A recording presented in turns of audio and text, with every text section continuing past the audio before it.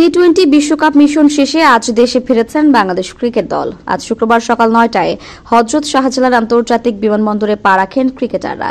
এ সময় গণমাধ্যমে মুখোমুখি হয়ে টাইগার পেসার তাসকিন আহমেদ বলেন, বিশ্বকাপে প্রত্যাশা অনুযায়ী খেলতে পারেনি, এজন্য হতাশা আছে, তবে বিশ্বাস রাখুন ভবিষ্যতে ভালো কিছু উপহার দেব।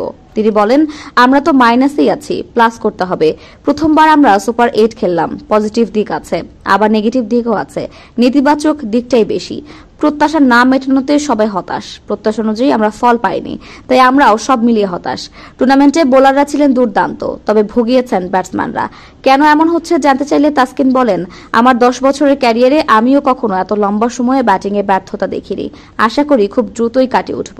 এবারে টি-20 বিশ্বকাপে শুরুটা ভালোই করেছিল বাংলাদেশ। গ্রুপ পর্বে শ্রীলঙ্কাকে হারিয়ে যাত্রা শুরু করে তারা।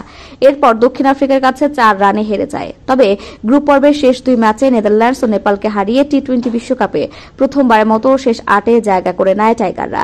তবে শেষ 8-এ একটি ম্যাচও জিততে পারেনি বাংলাদেশ। প্রথম ম্যাচে অস্ট্রেলিয়ার কাছে বড় ব্যবধানে হেরে যায় শান্ত বাহিনীরা। এরপর ভারতের কাছেও হারে বাংলাদেশ। তবে 2 ম্যাচ হেরেও সেমিতে যাওয়ার সুবর্ণ সুযোগ ছিল বাংলাদেশের সামনে। শেষ 8-এ নিজেদের শেষ ম্যাচে আফগানিস্তানের মুখোমুখি হয়েছিল টাইগাররা। তবে নাটকীয় সেই ম্যাচ হেরে শেষ 8 থেকেই বিদায় নেয় শান্তর দল। এবার টি-20 বিশ্বকাপে বাংলাদেশের বোলিং নিয়ে সাবেকরা প্রশংসা করলেও ব্যাটিং নিয়ে সমালোচনা করেছেন সকলে। ব্যাট হাতে কেউ এবারের বিশ্বকাপে জ্বলে উঠতে পারেনি। সবাইকে হতাশ করেছেন সাকিব, শান্তরা। অভিজ্ঞ মাহমুদুল্লাহ ছিলেন অনুজ্জ্বল। শুরু থেকে আমাদের খুব একটা স্ট্যাটস ভালো ছিল না, তাই না? তো আগের থেকে তো ইমপ্রুভ হচ্ছে, খালি মাইনাস পয়েন্ট দেখলে তো হবে না, এমনি তো মাইনাসেই আছি আমরা। তো ক্লাসে আসার তো সর্বোচ্চ চেষ্টা করছি, তো করেই যাব। এবং আপনারা হতাশ হচ্ছেন স্বাভাবিক, আবার আমরাও আপনাদেরকে ইনশাল্লাহ ভালো জয় উপহার দেব। বিশ্বাস রাখেন আমাদের উপরে, আমরা আমাদের সর্বোচ্চ